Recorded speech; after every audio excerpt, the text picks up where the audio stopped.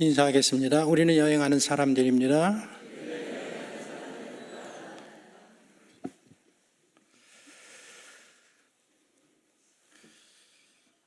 우리가 요한계시록 강의할 때에 제가 어떤 말씀을 드렸는가 하면 요한계시록 1장에서 22장까지 쭉 연구해 보면 그 요한계시록 자체가 성도들이 모여서 예배 드릴 때에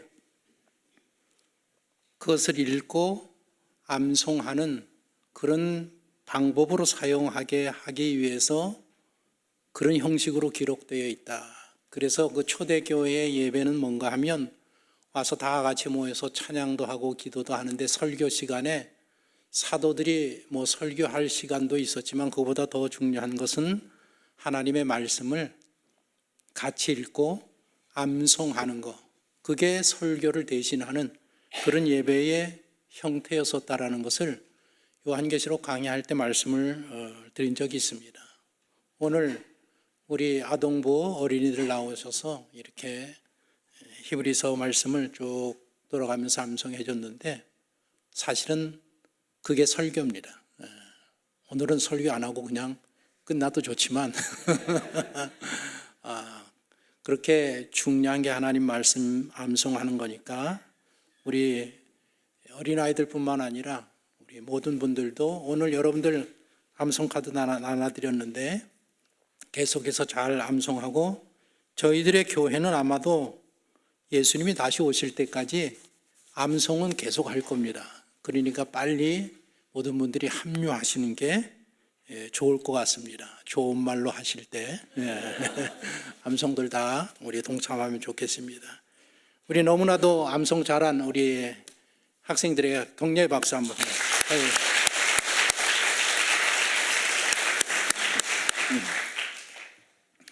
이제 2주 후면 전도초청잔치 주일입니다. 전도초청잔치를 앞두고 오늘은 전도의 문은 열립니다라는 제목으로 말씀을 나누고자 합니다. 여러분들 전도하면 누가 생각나는가 하면 아마 사도 바울일 것입니다. 바울이 복음을 전하면서 로마 감옥에 갇히게 됩니다. 3차 전도 여행을 마치고 예루살렘에 돌아와서 성전에서 예배를 드릴 때에 바울이 이방인을 데리고 거룩한 성전에 들어왔다라는 그런 모함을 유대인들이 퍼뜨려서 폭동이 일어납니다. 물론 거짓 뉴스입니다. 오늘날 우리 사회에 거짓 가짜 뉴스가 확산되어지는 것처럼 그 시대에 그런 거짓 뉴스가 전파되면서 폭동이 일어납니다. 폭동이 일어나니까 그 백성들을 진압하기 위해서 로마 군대가 개입이 되고 천부장이 사도 바울을 체포해서 수감합니다. 그런데 바울이 로마 시민권자라는 것이 밝혀지면서 그 문제를 다룰 수가 없어서 로마 총독이 추둔해 있는 가이사랴로 바울을 이송하게 됩니다. 그래서 가이사랴에서 수감이 되어서 2년 정도는 있게 되는데 총독에게 재판을 받습니다. 그런데 오늘 우리 사회에 어떤 재판거리가 있으면 정치적인 문제로 계속 늦춰지는 것처럼 지금 바울의 경우가 그래서 바울이 수감되었지만 재판이 진행되지 않습니다. 그 다음에 새로운 총독이 부임해 왔는데 총독이 볼 때에 이거는 무죄다.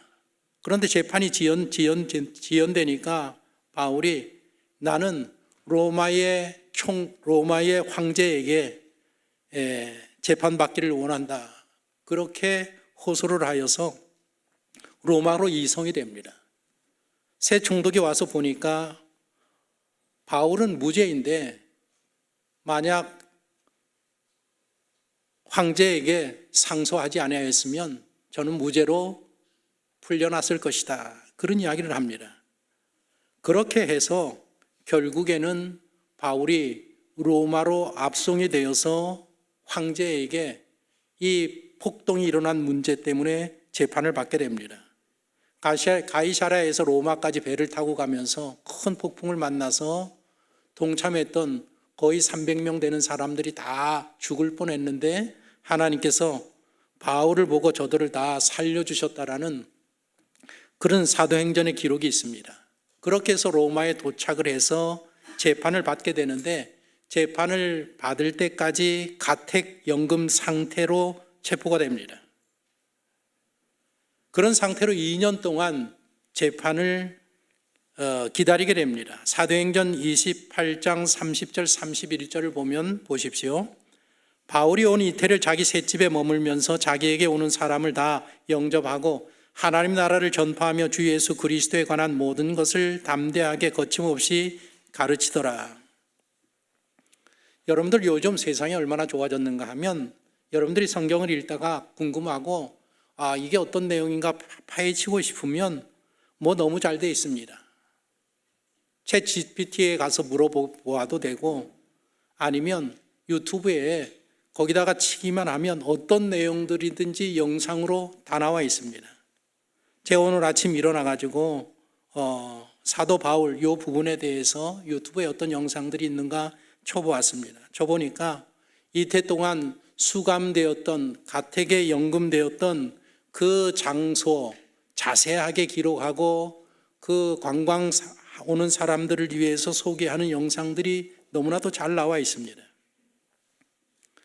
가택연금 상태로 2년 머물면서 비교적 자유롭게 그 가택에 방문하는 사람들을 만납니다. 만나면서 바울이 그들에게 복음을 전하고 제자들을 양육하고 그리고 더 나아가서 서신도 집필을 합니다.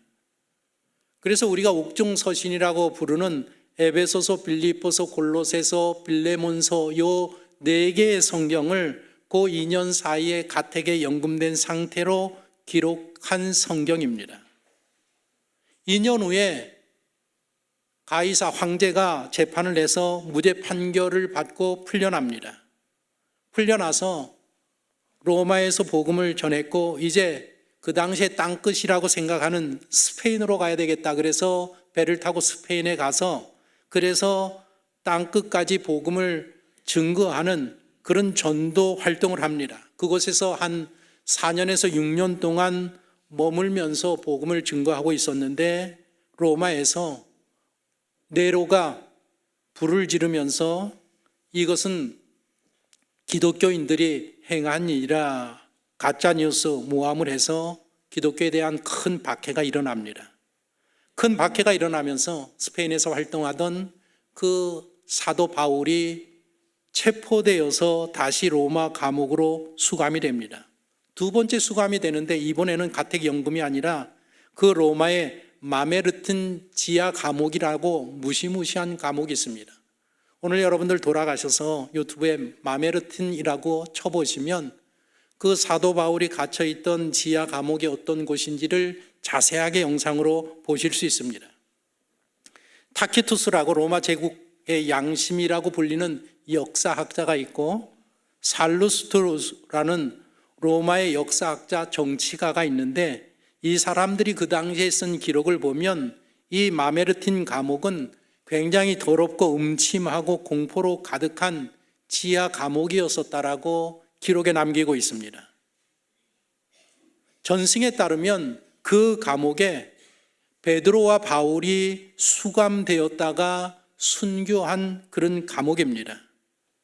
그 감옥에서 쓴 성경이 디모데후서 마지막 성경입니다. 거기 보면 4장 6절에 이제는 나의 떠날 시각이 가까웠도다. 거기 수감이 되어서 이제 내가 죽을 날이 얼마 남지 않았구나. 그래서 이 기록한 성경이 디모데후서고 거기 보면 내가 너무 추우니까 올 때에 외투를 좀 가져오고 디도에게 외투를 좀 가져오고 또 내 책들을 좀 가져와라 부탁하는 내용들이 있는데 이렇게 유언적으로 기록한 성경이 디모데후서입니다. 그리고 사도 바울은 주 67년경에 그 감옥 앞에 나오면 마당이 있는데 그 마당에서 순교한 것으로 오늘 제가 영상을 보니까 순교할 때에 머리가 잘리는데 참수당하는데 머리가 잘려서 3번 이렇게 뒹굴었는데 3곳 뒹군 곳마다 거기서 샘물이 터져 나왔다라는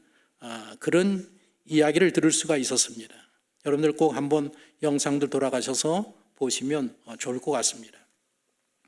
오늘 읽어드린 골로새서 본문은 사도 바울이 1차 로마 감옥, 그러니까 가택연금 상태에서 기록한 본문인데, 그 기록한 본문의 주요 내용이 무엇인가 하면 가택연금 상태에서도 복음의 문이 열리기를 기도해달라고 믿는 성도들에게 부탁하는 내용입니다.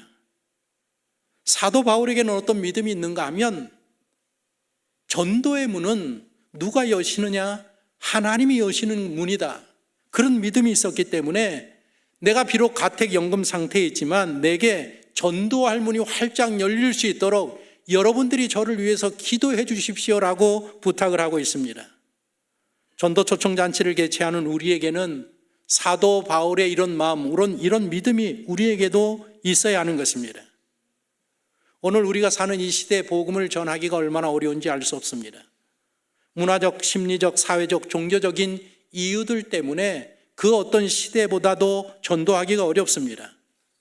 요즘 시대는 진리의 상대화입니다. 문화적인 요인, 이런 요인 때문에 이 전도가 하기가 어렵습니다. 사람들이 이제는 절대적인 진리를 믿지 않습니다. 구원의 진리를 전하면 그것은 당신 생각이고 내 생각은 다릅니다. 그렇게 이야기합니다. 바로 이것이 오늘 이 시대 포스트 모더니즘의 특징입니다.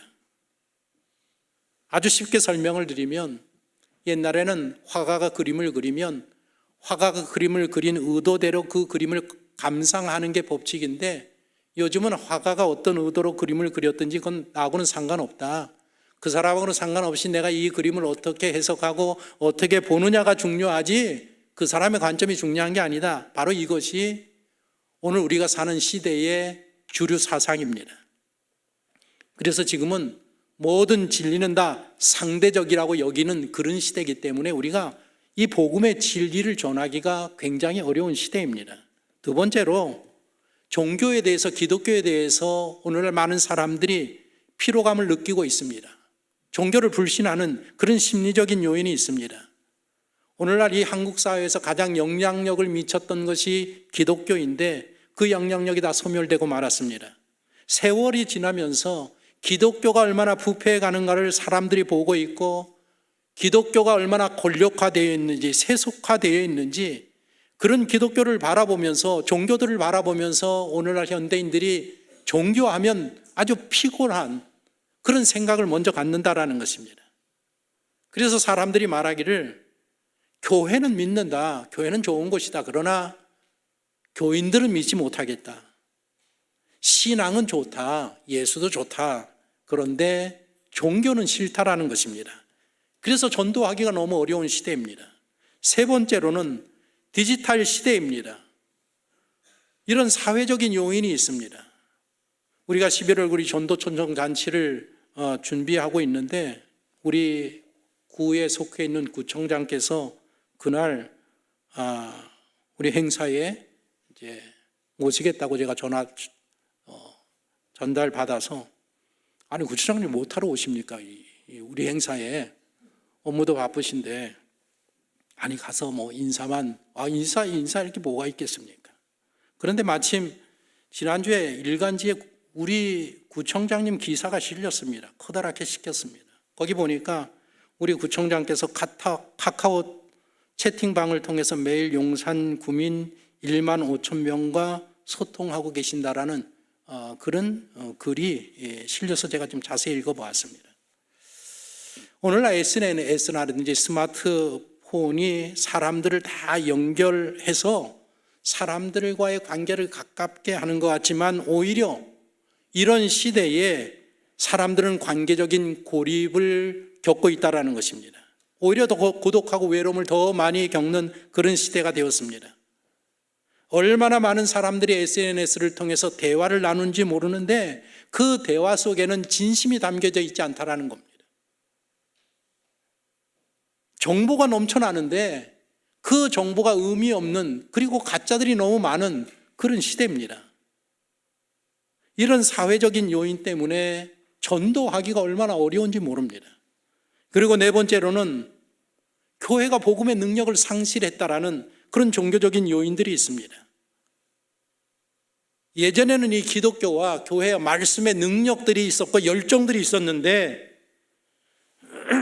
이제는 그런 모든 것들을 다 교회와 성도들이 상실하고 말았습니다. 그래서 전도하기가 얼마나 어려운지 알 수 없습니다.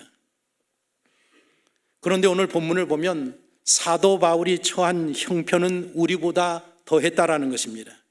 죄인의 신분으로 로마의 압송이 되어서 가택연금 상태에서 재판을 기다리는 입장입니다. 그런데 바울이 하는 말이 무엇인가 하면 오늘 본문 3절을 보십시오. 또한 우리를 위하여 기도하되 하나님이 전도할 문을 우리에게 열어주사 그리스도의 비밀을 말하게 하시기를 구하라. 내가 이 일을 위하여 매임을 당하였노라. 사도 바울이 말하는 게 무엇인가 하면 전도의 문은 하나님이 여시는 것이다. 전도의 문은 우리가 여는 것이 아니라는 것입니다. 하나님이 여시는 거기 때문에 내게 전도의 문이 열릴 수 있도록 너희들이 기도를 좀 해달라고 부탁을 하고 있습니다. 전도 초청 잔치를 준비하는 우리 모든 성도들, 한 영혼을 구원하기를 사모하는 모든 성도들은 그 일을 위해서 기도로 준비해야 한다는 것입니다. 2절 말씀을 보십시오. 2절 말씀 보시면 기도를 계속하고 기도에 감사함으로 깨어 있으라 그랬습니다. 전도라는 것은 우리가 어떤 사람을 만나서 말하는 것보다 먼저 그 사람의 영혼을 위해서 기도하는 일이 먼저 선행되어지는 것입니다. 우리가 아무리 말을 잘하여도 설득력이 있어도 어떤 전략을 가지고 접근한다 그래서 그 복음의 문이, 전도의 문이 열리는 것이 아닙니다. 그 사람의 마음의 문을, 전도의 문을 하나님이 열어 주셔야 되는 것이지 인간의 방법으로는 안 된다라는 것입니다. 여러분들의 관심 있는 사람을 위해서 얼마나 많이 노력하고 기도합니까? 그거 쉽게 됩니까? 그래서 사도 바울은 그 문제를 위해서 기도를 계속해달라고 부탁을 하고 있습니다. 사도행전 16장에 보면 루디아라는 여인이 있습니다. 이방 여인임에도 불구하고 하나님을 믿는 믿음이 있었습니다. 그런데 복음은 깨닫지 못하고 있는 상태입니다. 깨닫지 못하고 있는 그 상태에 사도 바울을 만나서 사도 바울이 예수 그리스도에 대한 복음을 증거하니까 성경이 어떻게 기록하고 있는가 하면 주께서 그녀의 마음을 여셨다라고 기록되어 있습니다. 하나님께서 사람의 마음을 활짝 열어야 복음이 늘려지고 믿어지고 영혼이 구원하는 것이란 말입니다. 그래서 전도는 하나님이 사람의 마음을 직접 여시는 은혜의 사건인 것입니다. 하나님께서 마음의 문을 열어주셔야 말씀을 받아들일 수 있고 이 자리에 나올 수 있는 것이지 우리의 힘과 노력, 전력, 설득 갖고 되는 것은 아니라는 것입니다. 그래서 바울은 이 문제를 놓고 너희들이 계속해서 기도해 주기를 부탁하고 그 다음에 기도할 때 감사함으로 깨어 있으라. 여기 깨어 있다라는 것은 잠자지 말고 기도하라는 그런 의미가 아니고 깨어 있으라는 것은 하나님이 전도의 문을 여시는 그것을 민감하게 분별해야 된다라는 것입니다. 시간에 대한 단어에 헬라어에는 두 가지 단어가 있습니다. 크로노스라는 단어가 있고 카이로스라는 단어가 있습니다. 옛날 언어들이 굉장히 어렵습니다. 그러나 옛날 언어들이 어려운 이유는 뭔가 하면 똑같은 시간에도 두 가지 용어가 다른 것은 그 시간에 대한 개념이 다르기 때문에 그래요. 크로노스라는 이 헬라어는 우리가 지금 1년 365일, 1년 한 달, 하루라는 요 시간의 개념을 사용할 때 크로노스라는 단어를 쓰고 오늘 본문에는 카이로스라는 단어를 쓰는데 카이로스라는 단어는 하나님께서 어떤 은혜를 베풀어 주시는 때 결정적인 하나님의 역사하시는 그런 시간을 말합니다. 우리가 전도할 때 늘 깨어 있어야 된다는 것은 무엇인가 하면 하나님이 어떤 사람의 마음의 문을 여시는 그런 기회를 주시는 시간이 있단 말입니다. 늘 깨어서 기도하면서 그 사람에게 마음의 문을 활짝 열어주시는 그 때를 기도하면서 놓치지 말아야 한다는 것입니다. 이번 전도초청 잔치에서 여러분들이 영혼을 구원하시기를 원하고 기도하고 지금 애쓰고 있는 그분을 위해서 계속해서 기도하면서 하나님이 전도의 문을 열어주시고 마음의 문을 열어주시는 그 때를 놓쳐서는 안 된다 말입니다.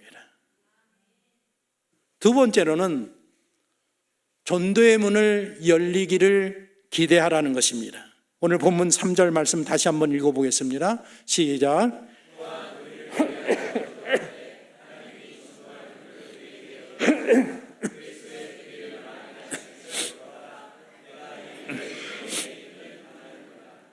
로마 감옥에 수감 중인 바울이 교회와 성도들에게 나를 위해서 중보기도 해달라고 요청을 하고 있습니다. 그런데 나를 위해서 기도하는데 내가 이 감옥에서 풀려나게 하기를 위해서 기도해달라고 요구하지 않고 있단 말입니다.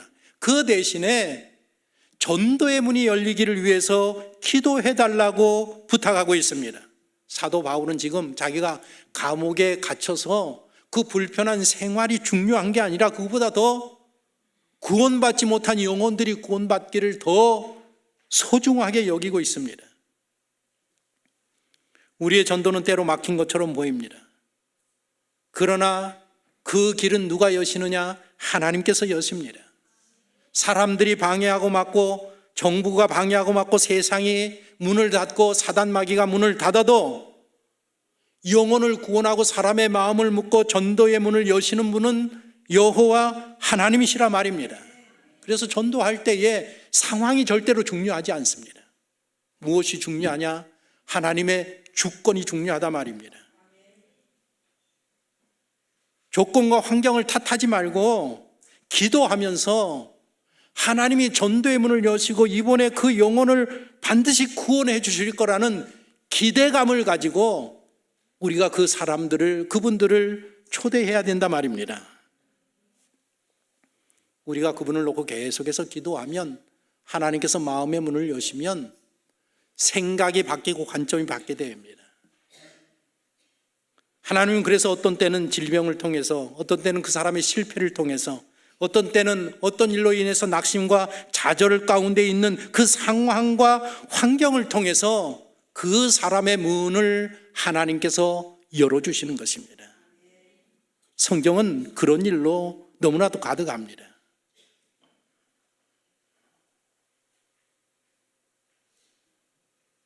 빌립이 에디오피아 내시를 만나는 일, 베드로가 고넬료를 만나는 일, 바울이 환상 가운데 마게도냐 사람 환상을 꾸는 그런 이야기, 빌립보 감옥에서 간수장을 만나는 그런 일들, 지금 로마에 오는 일들, 또 요한계시록에 보면 빌라델피아 교회를 향한 그런 말씀들이 있습니다. 내가 열린 문을 내 앞에 두었다라는 그런 이야기를 하고 있습니다. 전도의 문은 인간의 계획이 아니라 하나님의 인도하심과 개입하심으로 말미암아 열리는 문이라는 것을 우리는 알아야 되고, 그래서 하나님께서 그 문을 이번 기회에 열어주시기를 기대해야 한다 말입니다. 윌리엄 캐리라고 인도 선교의 아버지라는 분이 이분이십니다. 근대 선교의 아버지로 불리는 분입니다. 그래서 기독교 선교 운동에 새로운 시대를 연 사람이라고 그렇게 알려져 있습니다. 구두 수선공이었었습니다. 어려서. 그런데 그가 독학으로 성경을 배우고 언어를 배우고 지리를 공부했습니다. 그리고 성경을 읽다가 마태복음 28장 19절 모든 족속으로 제자를 삼으라는 그 말씀에 감동을 받아서 선교사로 나섰습니다.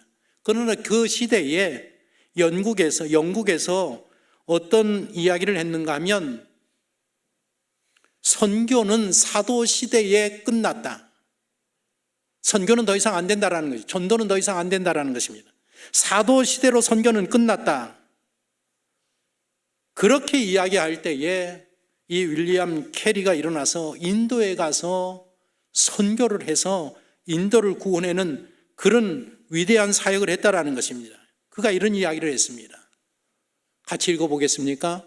위대한 일을 하나님께 기대하라. 위대한 일을 하나님이 위해 시도하라. 이 사람이 늘 하던 이야기란 말입니다. 이 사람의 영향력을 받은 선교사 또 한 사람이 있습니다. 허드슨 테일러라고 중국 선교의 문을 연 선교사입니다. 윌리엄 캐리의 이 선교 정신을 계승받아서 19세기의 선교의 방향을 완전히 바꾼 인물이 허드슨 테일러입니다. 그 당시에는 중국에 선교할 때에 항구에 인접한 그런 지역에만 전도를 했는데 선교사들이 아니다. 그게 아니라 저 중국 아주 그냥 그 내지까지 가서 복음을 전해야 된다. 17살 때에 회심을 경험했고, 그리고 중국을 위해서 나는 살겠다라는 결심을 하고 그때부터 약학을 공부해서 의료 선교를 준비한 선교사입니다. 21살 때에 중국 선교사로 파송을 받아서 그래서 그 내지까지 들어가서 아무도 들어가지 아니하는 그 내지에 가서 복음을 전했습니다. 서양의 복장을 다 벗어버리고 중국 사람들이 입는 옷을 입고 머리도 중국인처럼 변발하고 언어와 풍습까지 철저히 따랐단 말입니다. 중국에서 선교를 하려고 하면 내가 중국 사람이 되어야 된다라는 그런 생각을 가지고 실천하여서 중국에 복음을 전한 위대한 선교사가 되었습니다. 그분은 또 이런 이야기를 했습니다. 하나님의 사역은 하나님의 방법으로 하나님의 때에 이루어진다. 하나님께서 부르시는 일이라면 하나님께서 반드시 책임지신다. 우리나라에 들어온 언도 누나 아펜셀라들도 이런 선교사들도 이 허드슨 테일러의 이런 생각들, 영향력을 받았고 그 원칙들을 지키면서 우리나라에 와서 철저하게 현지화되어서 헌신한 선교사들입니다. 선교의 문은 누가 여시느냐? 전도의 문은 누가 여시느냐? 사람이 아니라 하나님이 여시는 것이고, 1907년 평양 대부흥이 일어나서 우리나라가 완전히 복음의 나라로 변화되는 1907년, 그것도 정치적으로 일제라든지 모든 게 꽉 막혀 있었지만 하나님이 그 문을 여시니까 놀라운 부흥운동이 일어나지 않았습니까? 그래서 우리는 이 행사를 준비하면서 또 한 영혼을 위해서 기도하면서 늘 깨어 기도해야 되는 게 무엇인가 하면 하나님께서 반드시 전도의 문과 저의 마음의 문을 열어주실 것이라는 기대하는 마음을 가지고 기도해야 한다는 것입니다. 그리고 마지막 세 번째로는 그리스도의 비밀을 전하라고 3절에 그렇게 기록되어 있습니다. 3절 다시 한번 보십시오. 또한 우리를 위하여 기도하되 하나님이 전도할 문을 우리에게 열어주사 그리스도의 비밀을 말하게 하시기를 구하라. 이 일 때문에 매임을 당하였노라. 그리스도의 비밀이 무엇인가 하면 바로 예수 그리스도를 나타내는 그런 단어입니다. 제가 한 절 읽어드립니다. 골로새서 1장 26절에서 27절을 보면 요 구원의 비밀, 그리스도의 비밀이 무엇인지를 설명하고 있습니다. 이 비밀은 만세와 만대로부터 감추어졌던 것인데 이제는 그의 성도들에게 나타났고, 하나님의 구원, 인간을 구원하시는 하나님의 경륜, 그 죄 구원의 역사가 감춰져 있었었는데 이제는 드러났다. 하나님이 그들로 하여금 이 비밀의 영광이 이방인 가운데 얼마나 풍성한지 알게 하려 하심이라. 유대인뿐만 아니라 모든 이방인들, 세상의 모든 사람을 구원하시고자 하는 하나님의 그 구원의 비밀이 드러났다. 그런데 그 비밀은 너희 안에 계신 그리스도 신이 곧 영광의 소망이니라. 하나님이 인류의 모든 사람들을 구원하시기 위한 하나님의 그 비밀 계획이 무엇이었느냐? 예수 그리스도였었다라는 것입니다. 예수님을 이 땅에 보내셔서 그들로 하여금 그 예수님으로 인하여서 모든 죄인의 죄를 다 대신 짊어지고 십자가에서 달려 돌아가시고 부활하시는 그 하나님의 위대한 비밀을 통해서 구원하시고자 하는 그 하나님의 비밀이 이제는 드러났다라는 내용의 말씀입니다. 하나님의 구원은 예수 안에서 완성되었단 말입니다. 우리가 전도할 때에 꼭 알아야 될 게 뭔가 하면 이 구원의 비밀을 우리는 말해야 되는 것입니다. 우리 이 교회는 굉장히 좋은 교회입니다. 가면 뭐 카페도 좋고 나무도 많고 공간이 너무 좋습니다. 이런 거 아니라 말입니다. 우리 목사님 멀쩡합니다. 이거 아니라 말입니다. 이런 거 아니라 말입니다. 우리 교회 가면 뭐 프로그램 얼마나 좋은 거만, 이런 거 아니라 말입니다. 누구를 전하는 것인가 하면 예수 그리스도, 하나님의 사람의 몸을, 하나님이신데 사람의 몸을 이 땅에 오신 분이십니다. 그분이 우리의 죄를 위해서 십자가에 죽으셨습니다. 그리고 사망의 문제를 해결하시기 위해서 사흘 만에 부활하신 분이 바로 그 예수님이고, 그 예수님을 믿어야 새 사람이 되고 영생을 얻고 구원함을 받고 가정과 인생이 변화될 수 있습니다. 오늘날 세상이 다 한다고 하고 있습니다. 얼마 안 있으면 AI 이 능력 때문에 사람들은 영생할 수 있다라고 과학자들이 그렇게 부르짖고 거기에 지금 달려가고 있습니다. 얼마 남지 않았어요.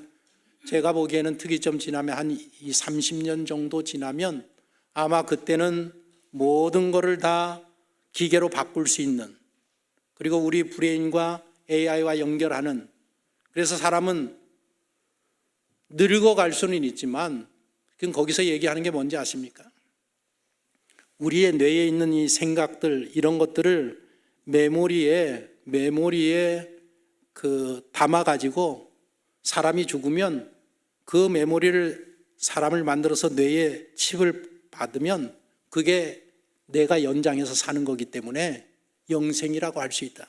그래서 사람은 죽지 않고 영생을 할 수 있다라는 그런 논리를 가지고 지금 인류 과학이 거기까지 가고 있습니다.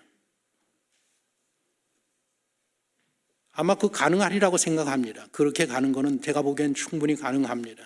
긍정적으로 보면.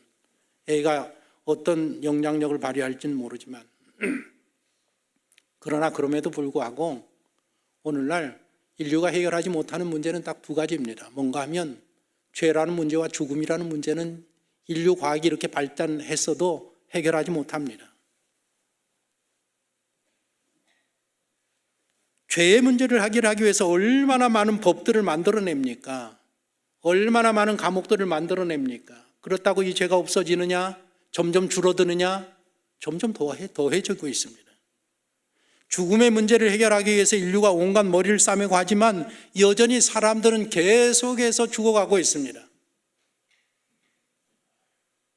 인류가 해결하지 못하는 죄와 죽음의 문제를 해결하신 분이 누구시냐? 바로 예수님이시라는 것입니다. 그래서 우리는 우리 인생의 문제, 인류의 문제를 해결하시기 위해서 이 땅에 오셔서 십자가에서 죽으시고 부활하신 그 예수님을 드러내고 전하는 것이 바로 전도라는 것입니다. 11월 9일 날 우리는 전도 초청잔치를 준비하고 여러 가지 오시는 분들을 그 영혼을 구원하기 위해서 나름대로 많이 지금 준비하는 가운데 있습니다. 그러나 가장 중요한 것은, 그보다 더 선행돼야 되는 것은 기도하기를 멈추지 말아야 된다. 여러분들 사랑하는 그 영혼을 위해서 기도해야 되고 대상자들을 위해서 기도하기를 멈추지 마십시오. 그리고 기도할 때 반드시 이번 하나님께서 그의 마음의 문을 열어주실 것이다, 전도의 문을 열어주실 것이라는 기대를 가져야 됩니다. 사도 바울이 로마 감옥에 수감되었어도 수많은 영혼들을 구원하고 하나님의 말씀을 가르치고 제자들을 양육하고 성경을 기록하는 그런 일들을 해나가고 있지 않습니까? 하나님께서 문을 열어주시기 때문에 가능한 이야기입니다. 이번에 여러분들은 누구를 위해서 전도의 문이 열리기를 기도하고 계십니까? 여러분들의 가족입니까? 친구입니까? 동료입니까? 이웃입니까? 아직 믿지 아니하는 그 영혼을 위해서 남은 2주간 동안 이름을 불러가면서 기도하시고 하나님의 역사를 기대하시면서 깨어 있어야 하는 것입니다. 하나님 말씀에 우리는 순종하면 그 결과는 하나님이 하시는 것이고 하나님이 영광을 받으시는 것이고 그 영광의 길에 동참하는 것이 바로 이번 우리가 준비하는 전도 초청 잔치인 것입니다. 이번 기회를 통해서 여러분들이 그토록 사랑하시는 그 영혼이 구원함을 받기를 간절히 소망합니다.